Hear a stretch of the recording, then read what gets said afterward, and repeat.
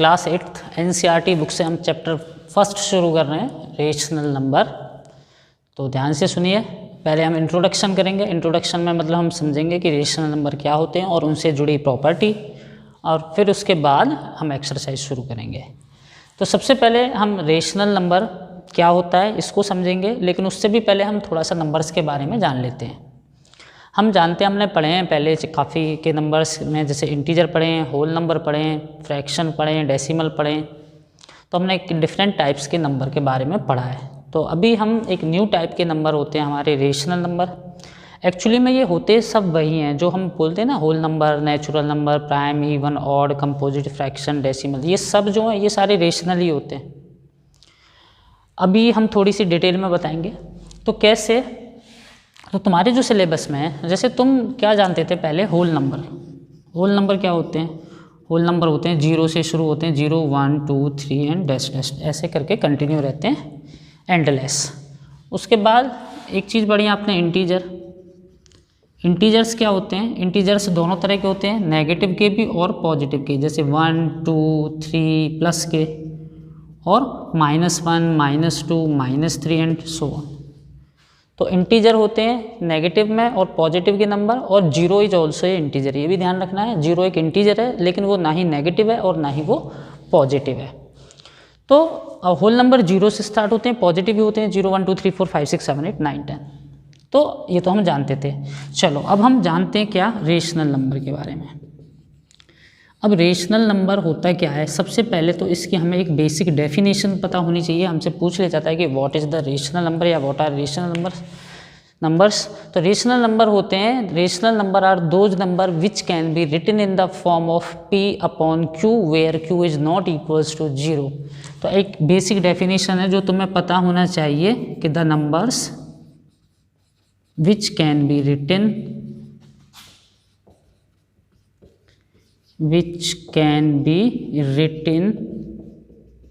in the form of P/Q where Q not equals to 0। तो मतलब क्या है इस चीज़ के कहने का मतलब, ऐसे नंबर जिनको हम फ्रैक्शन फॉर्म में लिख सकते हैं और जिसके डिनोमिनेटर में 0 नहीं हो सकता, और एक और इम्पोर्टेंट बात कि where P and Q are integer, P and Q are integers, कि ये जो P और Q हैं ये दोनों इंटीजर होते हैं। तो ऐसे नंबर्स को हम रेशनल नंबर कह देते हैं। तो अब ये सुनते ही, जैसे एग्जांपल 1/2, तो ये सुनते ही बच्चों के मन में आएगा कि सर ये फिर फ्रैक्शन में और इसमें डिफरेंस क्या है? वो भी तो, हम इसको फ्रैक्शन भी तो बोल सकते हैं। हाँ ऑफ कोर्स बोल सकते हैं, लेकिन जैसे मानो हमने लिखा सिर्फ 1 या 2 लिख देते हैं, चलो, तो 2 फ्रैक्शन नहीं है, लेकिन ये रेशनल नंबर है। कैसे? क्योंकि हम इसको फ्रैक्शन यानी रेशनल नंबर, इसके नीचे हम 1 लगा सकते हैं। तो ये इसकी P/Q फॉर्म होगी, मतलब इस तरीके से लिख दिया, और ये दोनों इंटीजर भी हैं और नीचे 0 भी नहीं है। तो सारे जो इंटीजर हैं हम इनको भी रेशनल नंबर के फॉर्म में लिख सकते हैं, होल सबके नीचे 1 लगा दो। जैसे 0/1 लिख दिया तो ये भी अब रेशनल नंबर बन गया, 2/3 कुछ भी, ठीक है। तो सारे ये जो होल नंबर हैं ये भी रेशनल होते हैं, सारे जो इंटीजर हैं ये भी रेशनल होते हैं, सारे जो फ्रैक्शन है वो भी रेशनल होते हैं। इनके अलावा भी होते हैं, लेकिन अभी तुम्हारे लेवल पे बस इतना ही तुम्हें सीखना है, ठीक है।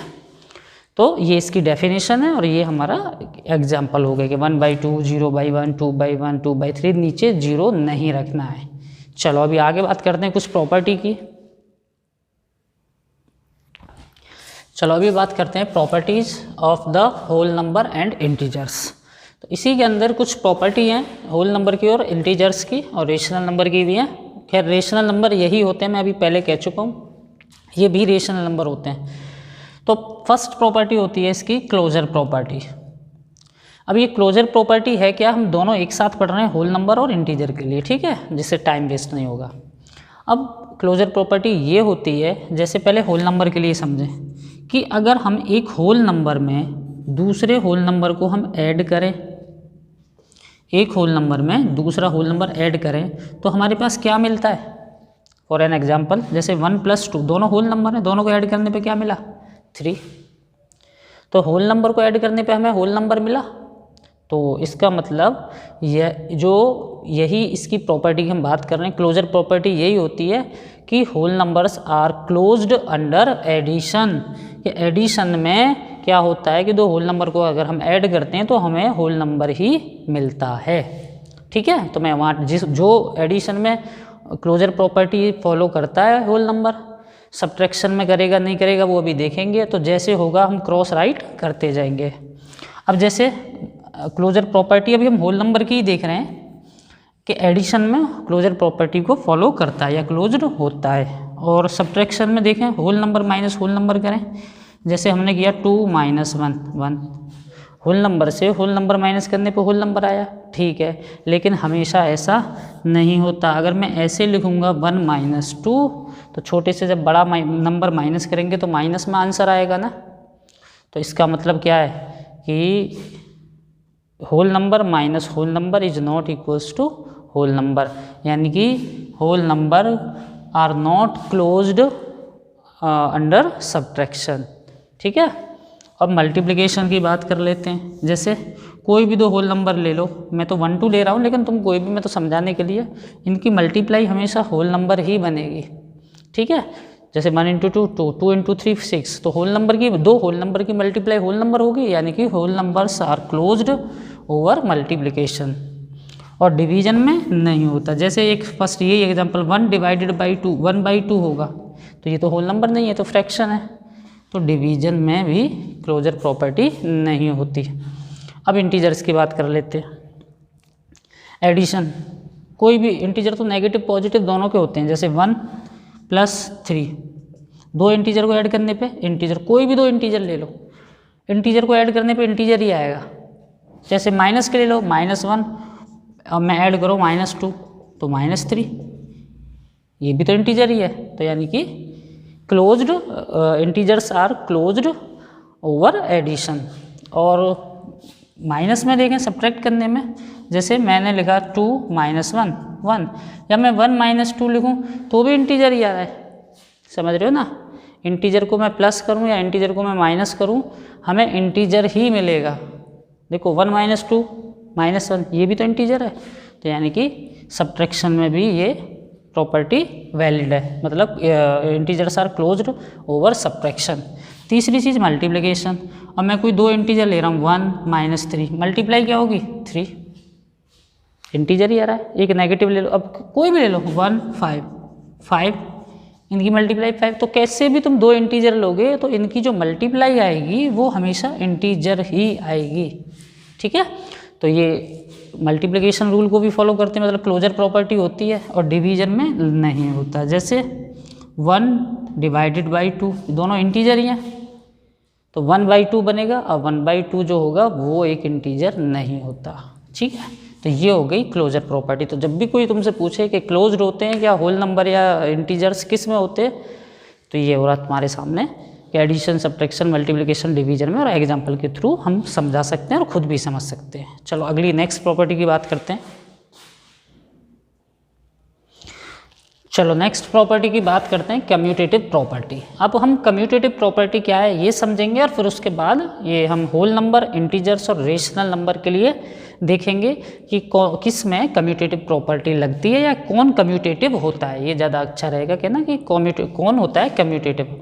और इसको भी हम 4 पैमानों पे, 4 स्केल पे मेजर करेंगे, एडिशन, सब्ट्रैक्शन, मल्टीप्लिकेशन और डिवीजन, जैसे पीछे क्लोजर प्रॉपर्टी को किया था।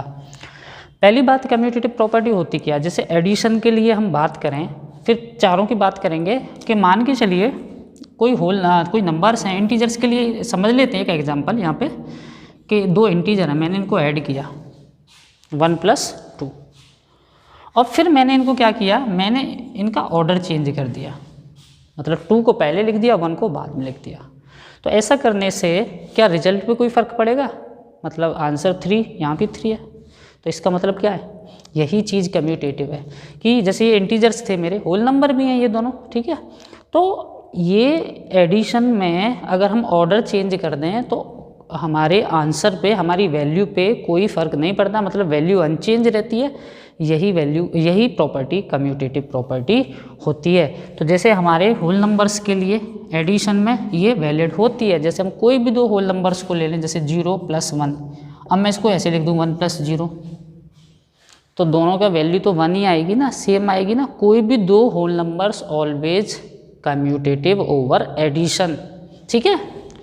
और सब्ट्रैक्शन में, पहले हम होल नंबर्स की बात कर ले रहे हैं, सब्ट्रैक्शन में कम्यूटेटिव होता है नहीं होता। जैसे मानो 2 + 2 - 1 और 1 - 2, कम्यूटेटिव में हमें क्या करना है, ऑर्डर चेंज करना है, आगे पीछे लिखना है और फिर चेक करना है कि क्या वही वैल्यू रहती है। तो 2 - 1, अब हम सब्ट्रैक्शन के लिए चेक कर रहे हैं, 2 - 1 1 होता है और 1 - 2 -1 होता है। तो इसका मतलब whole numbers are not commutative over subtraction, ठीक है। थर्ड चीज़ मल्टीप्लिकेशन। मल्टीप्लिकेशन में क्या होता है, चलो मैं इधर ही सॉल्यूशन करके दिखाई देता हूँ। जैसे 1 × 2 या 2 × 1, ऑर्डर चेंज किया बस, 1 × 2 2, 2 × 1 2, सेम है, सेम है। तो क्या हो गया, कम्यूटेटिव होता है होल नंबर ओवर मल्टीप्लिकेशन। और डिवीजन में जैसे 2 / 4 और 4 / 2, ऑर्डर चेंज कर दिया, ऊपर वाला नीचे कर दिया, नीचे, तो क्या सेम रहेंगे, नहीं, ये 2 है, ये 1/2 है, ये जो वैल्यू है ये 1/2 है और ये जो वैल्यू है ये 2 है। तो 1/2 और 2 कोई सेम थोड़ी ना होती है, अलग है, तो इसलिए डिवीजन रूल को फॉलो नहीं करता। और सेम वे में इंटीजर्स के लिए भी यही रूल है, एडिशन में करता है, सब्ट्रैक्शन में नहीं करता, मल्टीप्लिकेशन में करता है और डिवीजन में नहीं करता। तो ये तुम चेक कर सकते हो। और सेम प्रॉपर्टी रेशनल नंबर के लिए भी होती है कि एडिशन और मल्टीप्लिकेशन में तो वही रहती है वैल्यू, लेकिन सब्ट्रैक्शन और डिवीजन में कम्यूटेटिव रूल को फॉलो नहीं करते हैं। वो आप एग्जांपल डाल के चेक करके देख सकते हैं। चलो आगे बढ़ते हैं, नेक्स्ट प्रॉपर्टी। तो चलो नेक्स्ट प्रॉपर्टी है एसोसिएटिविटी। एसोसिएटिविटी प्रॉपर्टी ये होती क्या है, और ये भी ऐसे हम 4 स्केल में, मतलब 4 तरीके से चेक करते हैं, एडिशन, सब्ट्रैक्शन, मल्टीप्लिकेशन और डिवीजन में, कि क्या होल नंबर एसोसिएटिव होते हैं एडिशन में या सब्ट्रैक्शन या मल्टीप्लिकेशन या डिवीजन, ऐसे इंटीजर्स और रेशनल नंबर के। तो थ्रू एग्जाम्पल हम यही समझते रहेंगे, हम टिक क्रॉस ऐसे करके लगाते जाएंगे। तो ये बड़ी इंपॉर्टेंट है, याद रखनी है और समझनी है। तो सबसे पहले बात होल नंबर्स की एसोसिएटिविटी होती क्या है। पहली बात देखो, अभी हम कम्यूटेटिव प्रॉपर्टी में क्या कर रहे थे, 2 नंबर्स को ले रहे थे, उनको आगे पीछे प्लस या माइनस या मल्टीप्लाई या डिवाइड करके चेक कर रहे थे और फिर देख रहे थे कि वैल्यू सेम होती है या नहीं होती है। लेकिन एसोसिएटिविटी में 2 की जगह हमारे पास अब नंबर हो जाएंगे 3। जैसे मैं लिखूँ 1 + 2 + 3, मैं एडिशन के लिए चेक कर रहा हूँ और मेरे पास ये 3 नंबर है। अब मैं इनको ऐड करने के मेरे पास 2 तरीके हैं। क्या 2 तरीके हैं, कि पहला तरीका कि मैं इन दोनों को पहले ऐड करूं, मैंने इसलिए ब्रैकेट लगा दिया, और उसको बाद में ऐड करूं। या फिर एक तरीका ये है कि पहले मैं इन दोनों को ऐड करूं, लास्ट वाले 2 को, और फिर बाद में मैं इससे फर्स्ट वाले को ऐड कर लूं। तो ऐसा करने पे होगा क्या, देखना 1 + 2 3 हो जाएगा, 3 + 3 यानी कि 6 हो जाएगा। और इसमें कितना होगा, पहले ब्रैकेट वाला 1 2 + 3 5 और 1 + 5 6। तो वैल्यू तो अनचेंज है, आंसर तो वही आ रहा है। तो इसका मतलब क्या होता है कि एडिशन जो होता है वो एसोसिएटिव होता है, ठीक है। और सब्ट्रैक्शन एसोसिएटिव नहीं होता, मैं अभी एग्जांपल बता दूंगा। मल्टीप्लिकेटिव एसोसिएटिव होता है, डिवीजन नहीं होता। पहले मैं चारों की बता दूं। ऐसे इंटीजर्स के लिए भी सेम चीज़ है और रेशनल नंबर के लिए भी यही सेम प्रॉपर्टी वैलिड है। जैसे अब चलो मैं सब्ट्रैक्शन के लिए बता दूँ। तो सब्ट्रैक्शन में क्या होता है कि मान के चलो मैं लिख देता हूँ 5 + 5 - 2 - 3, चलो यहाँ 1 कर देता हूँ, ठीक है। और मैं एक ऐसे लिख देता हूँ 5 - 2 - 1। तो पहले तो मैं ऐसे प्लस माइनस करता हूँ और फिर बाद में मैं इन दोनों को माइनस करता हूँ, ठीक है। ऐसे तो कर रहे थे कि या तो मैं इन दोनों को माइनस करूँ फिर बाद में इसको माइनस कर लूँ, या फिर मैं पहले इनको माइनस कर लूँ बाद में मैं इसमें से माइनस कर लूँगा। तो क्या सेम आएगा, देखते हैं। 5 - 2 कितना होगा 3, और 3 - 1 कितना हो जाएगा। इसका आंसर तो 2 आ रहा है, उसका देखते हैं। 5 माइनस ब्रैकेट में 2 - 1 कितना हो जाएगा 1, और 5 - 1 कितना होता है 4। डिफरेंट आंसर आ रहे हैं, अलग अलग आ रहे हैं। तो इसीलिए हमने कहा था कि सब्ट्रैक्शन जो होता है वो एसोसिएटिव नहीं होता, ठीक है। और मल्टीप्लिकेशन में सेम रहता है, वो चेक करके कर सकते हो, ऐसे डिवीजन में। ठीक है, तो ये प्रॉपर्टी तुम्हें याद होनी चाहिए, बहुत इंपॉर्टेंट है कि कौन सी चीज़ें क्लोजर कौन सी प्रॉपर्टी होती हैं, एडिशन में होती हैं, सब्ट्रैक्शन में, मल्टीप्लिकेशन में या डिवीजन में, ऐसी कम्यूटेटिव, ऐसी डिस्ट्रीब्यूटिव। अब हम किसके लिए पढ़ रहे हैं? Whole numbers, integers and rational number के लिए। चलो अब नेक्स्ट प्रॉपर्टी की तरफ चलते हैं। चलो नेक्स्ट प्रॉपर्टी की तरफ चलते हैं, role of zero and role of one. ये दो चीज़ें बहुत सिंपल सी हैं, तो एक्सप्लेन कर देते हैं फटाफट। रोल ऑफ जीरो मतलब जीरो का क्या रोल होता है? Rational number, whole number, natural number, ये इंटीजर्स में। तो देखो जैसे किसी नंबर में मैंने होल नंबर लिया है, इसको इंटीजर भी कह सकते हैं, रेशनल नंबर भी कह सकते हैं। ठीक है, कोई भी ले सकते हो, या फिर तुम ऐसे भी लिख सकते हो 1/2 + 0 = 0 + 1/2। तो होता क्या है कि जब हम किसी भी नंबर में, चाहे वो होल नंबर हो, चाहे वो इंटीजर हो, चाहे वो रेशनल नंबर हो, वैसे मैं फिर कह दूं कि इंटीजर्स और होल नंबर रेशनल नंबर ही होते हैं। All integers and whole numbers are rational number. ठीक है, but all rational numbers are not integers and whole number. तो अगर हम इंटीजर्स और होल नंबर की बात कर दे रहे हैं तो वो ऑटोमेटिक रेशनल नंबर की भी बात हो जाती है।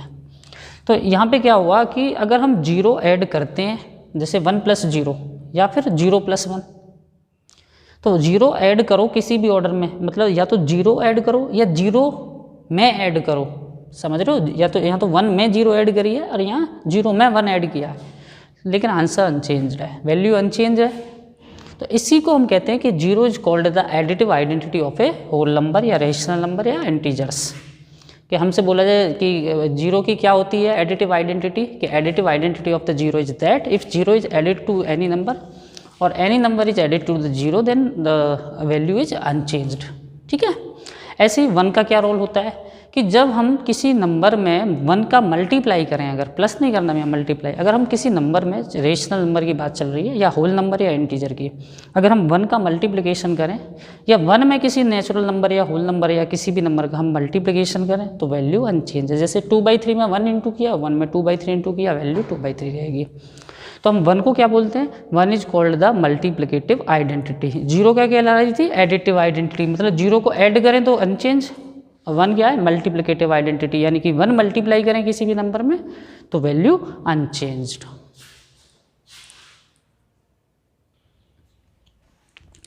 चलो नेक्स्ट प्रॉपर्टी पढ़ते हैं हम, नेगेटिव ऑफ ए नंबर और एडिटिव इनवर्स। दोनों का मतलब एक ही है कि किसी नंबर का नेगेटिव करना या उसका एडिटिव इनवर्स लेना। चलो अभी समझते हैं क्या है ये, और फिर आगे एक और है कि जैसे 2 है, मैं कहूँ इसका नेगेटिव क्या होगा?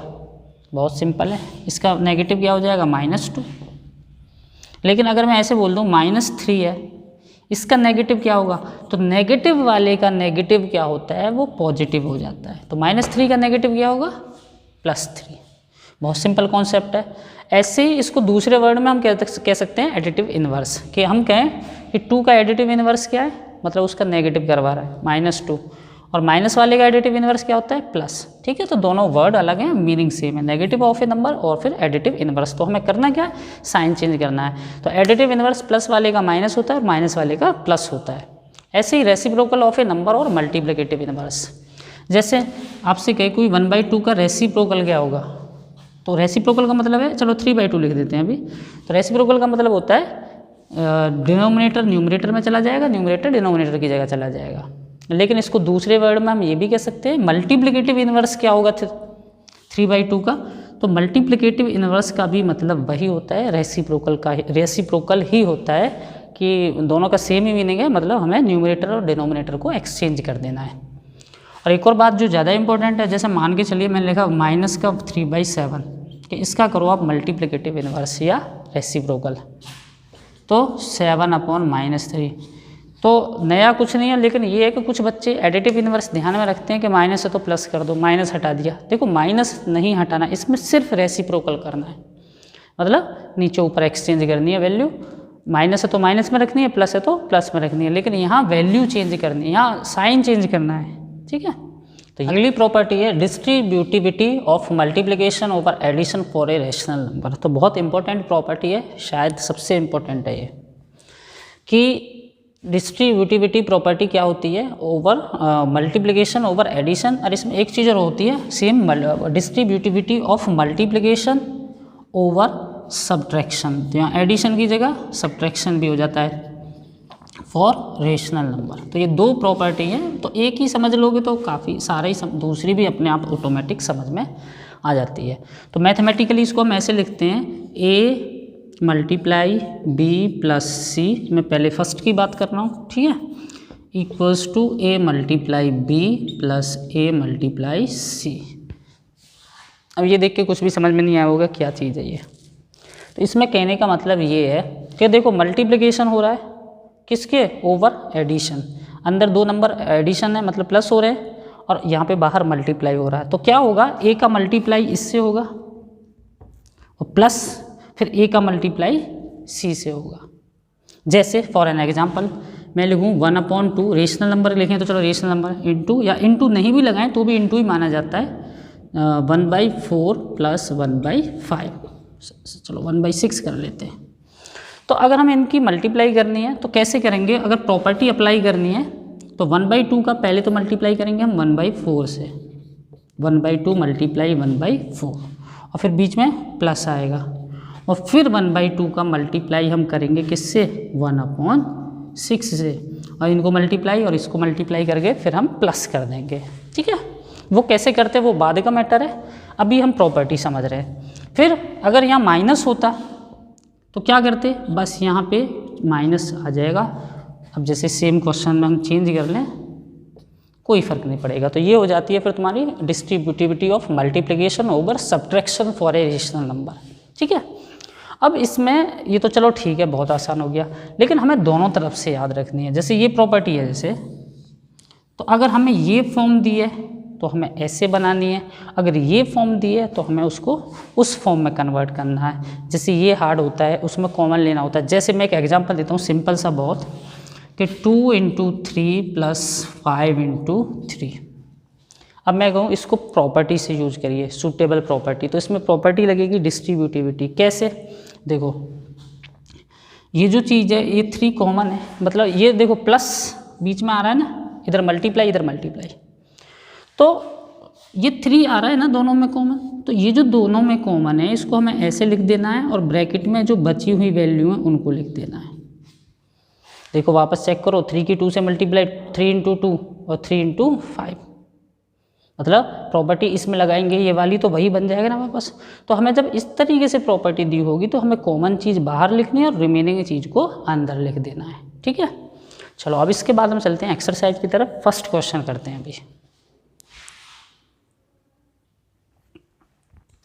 देखो फर्स्ट क्वेश्चन है, using the appropriate property find the value to -2/3 × 3/5 + 5/2 -3/5 × 1/6।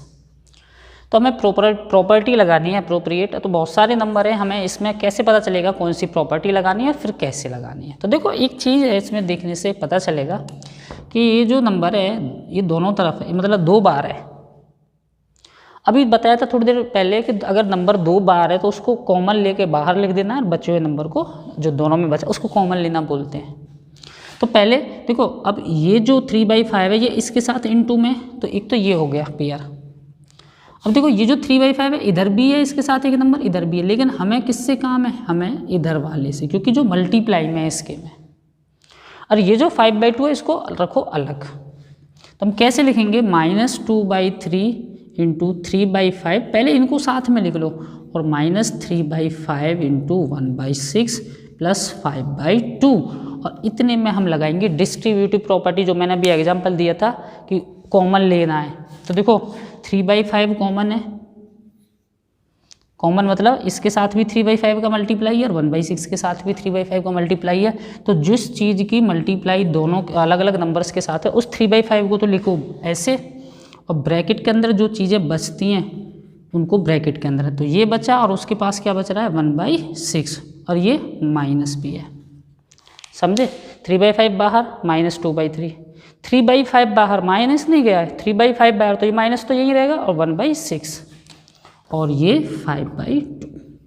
अब इसके बाद क्या होता है, इसके बाद हमें एडिशन करना है या सब्ट्रैक्शन करना है। ये जो चीज़ें ब्रैकेट में हमें इसको सिंप्लीफाई करना है, और जब जो 2 फ्रैक्शन है हमें उनको ऐड करना है या सब्ट्रैक्ट करना है तो उनके पहले लाइक फ्रैक्शन होने चाहिए, मतलब उनके डिनोमिनेटर सेम होने चाहिए।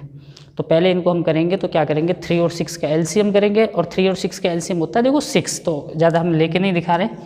तो फिर हम क्या करेंगे, जब 6 एलसीएम होगा इसका तो -2/3 को मल्टीप्लाई करेंगे 2 से, क्योंकि 6 बनाते हैं हम इसको, 6 बनाने के लिए मल्टीप्लाई बाई 2, तो जितने से डिनोमिनेटर को करेंगे उतने से न्यूमरेटर को मल्टीप्लाई करते हैं।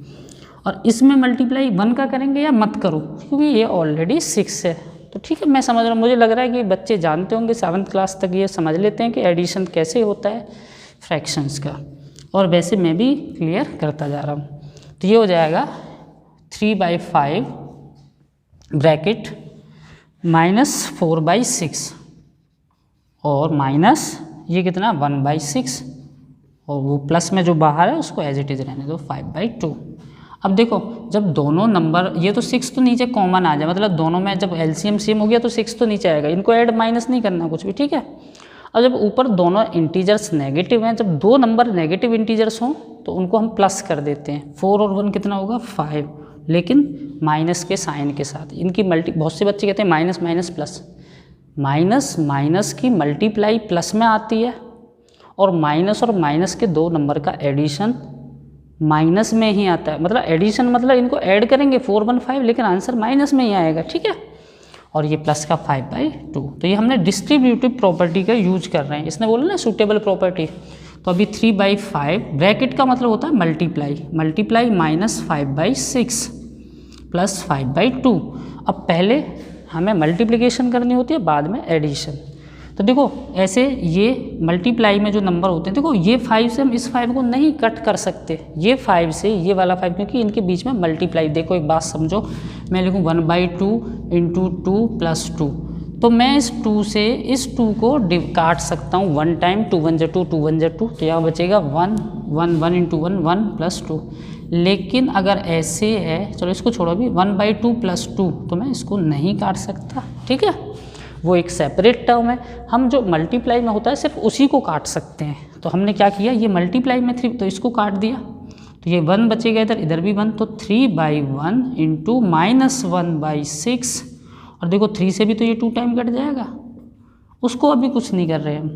तो ये 1 × -1 -1/2 + 5/2, फिर 1 + 1 माइनस, तो एडिशन होगा, सब्ट्रैक्शन होगा, लेकिन अब क्या एलसीएम थ्रू 2 और 2 दोनों के एलसीएम अब करने की ज़रूरत नहीं है, क्योंकि दोनों लाइक फ्रैक्शन है। तो हमें अब क्या करना है, सीधा देखो अब इंटीजर नीचे तो 2 ही आना है, और -1 और +5 कितना बनेगा, 1 + 1 माइनस, तो माइनस करना है, 5 - 1 4, और बड़े का साइन, और बड़ा कैसा है प्लस का, तो कितना आ जाएगा 4, तो 2 2 जा 4, फाइनली कट के वैल्यू क्या आ जाएगी 2, ठीक है।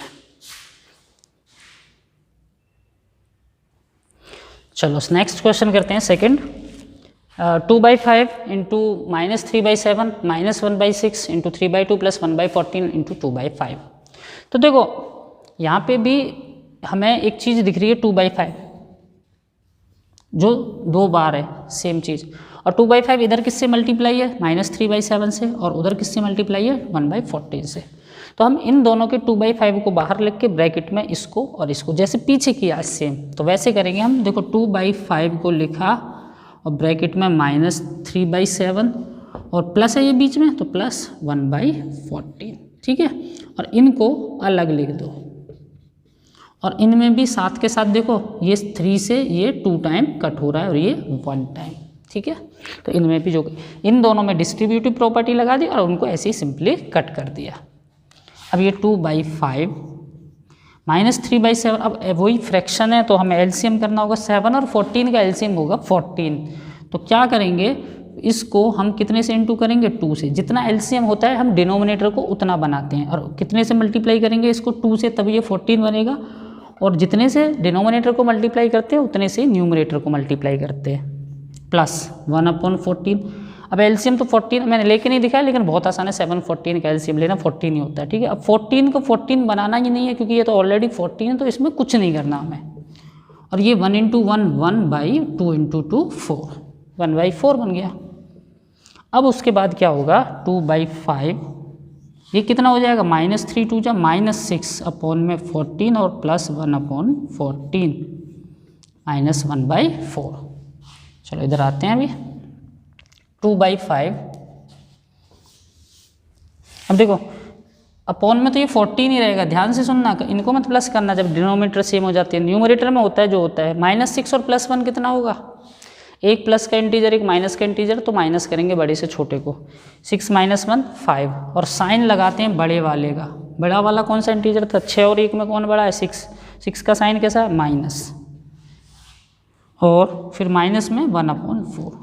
यहाँ पे क्या होता है, मल्टीप्लाई, कुछ नहीं होता है, मल्टीप्लाई होता है, मतलब इसका मतलब तो 2/5 मल्टीप्लाई -5/14, ये तो खैर लिखा हुआ मैंने वापस दोबारा लिख दिया, लेकिन यहाँ पे मैं इसको काटूंगा, 5 से 1 जा 1 जा, यहाँ -1 और यहाँ +1, और 2 से 7 जा, तो ये कितना हो जाएगा, 1 ऊपर तो 1 बनेगा लेकिन माइनस में, क्योंकि माइनस था, और नीचे 1 × 7 7 बनेगा, और 1/4।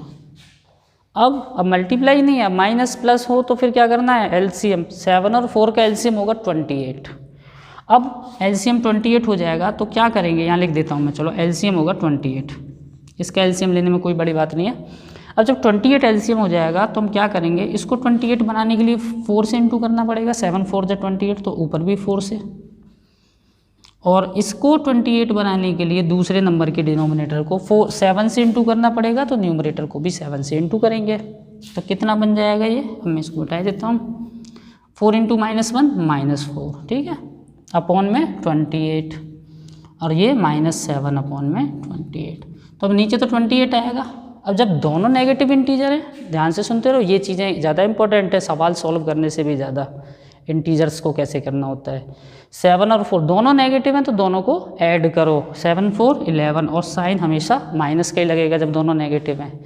तो ये कंप्लीट हो गया तुम्हारा फर्स्ट क्वेश्चन। अब नेक्स्ट वीडियो में करेंगे सेकंड क्वेश्चन, एक्सरसाइज आगे कंटिन्यू करेंगे, ठीक।